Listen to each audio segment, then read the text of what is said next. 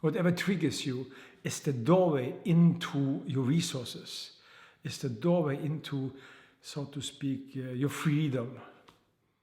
In general, I would say happiness is a trap because you are seeking something outside of you. The lack you feel in your body, this uneasiness you feel in the body, and you go out and buy something, or you get a new relationship, or it could be anything, or you go to workshops, and you get this wow, now I got it, and you got so happy because it's so beautiful in this workshop, and then you come home again, and what happens? Yeah, life happens.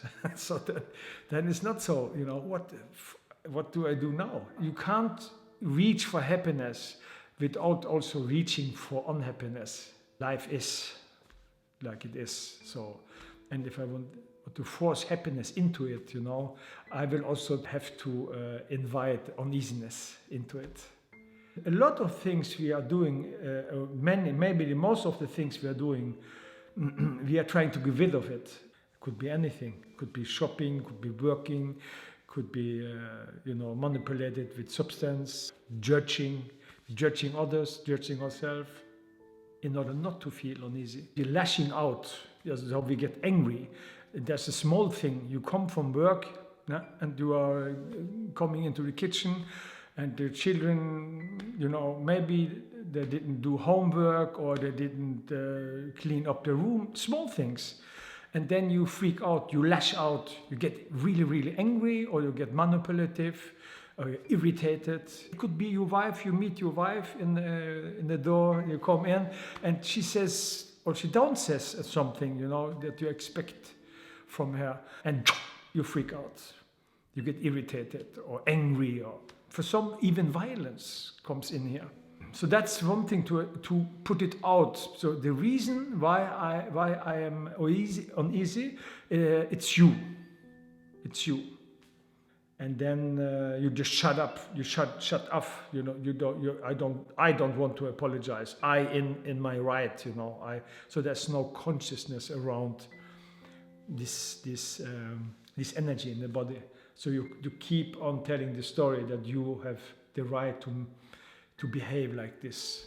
We self-medicate, we are getting sick and sicker, and we are not really getting anything out of medicating or manipulating this energy. This is what we call a reacting pattern, because it's reoccurring, it's happening over and over again.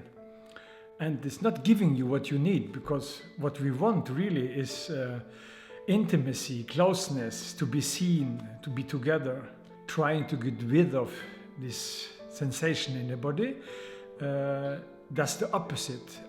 The partner will withdraw, will not have any contact with you when you are like in this irritation or this anger or this manipulation. So you try to make up. And that's also not working so well. And our children will also close down, and that's not a good space of trying to guide our children. But if you look deeper inside of us, some old patterns are triggered in the body. So we need to address this old energy in the body. But normally we are not interested in investigating, because the program tells us, let us think about it. Let us tell ourselves or others also why I do what I do and why I have the right to do it, or this is inner dialogue that we have with ourselves. And when I work with people in my praxis, they come to me and they are like confused and helpless because they don't want to act like this. What is it? Why do I do it? And then we have to investigate, what is the driving force? Why do you react, and what's powering this behavior? And then we need to go into your body. So we need to leave the thinking mind, because thinking in this perspective cannot help you. How do I feel before I react, or how do I feel while I react? We have to be present in this old energy? Where do you feel what you feel, you know? And then it becomes interesting, very interesting. From the unconscious comes up to the conscious, more conscious area or conscious level, that we can be, this is happening when I come home and I meet my children, or this is happening, you know, with my co-workers. The explanation when you go to the thinking mind is because my wife there's something wrong with my wife. There's something wrong with my children. And then you look deeper. It's not about my children, it's not about my wife. So when we are willing to feel this uncomfortable feeling, the old behavior stops. And then something new comes. And you don't exactly know what the new is. But what you know, it's different. And what you can recognize, it's inclusive. So the new thing is including reality. It's not excluding. So this reactive pattern is excluding. I don't want this because I feel uneasy. And when we know where to put our attention, we can include it. Meaning also that we can include the behavior from our children or from our wife or partner, our colleague, the traffic, you know. Whatever triggers you is the doorway into your resources. It's the doorway into, so to speak, your freedom. So in this workshop we are addressing the energy. So you learn how to shift your focus and how to stay present with what's happening in your body. You will quicker realizing, there was an old pattern. So from there it dissolves. During the workshop we open the door into our body. I like to say into our laboratory.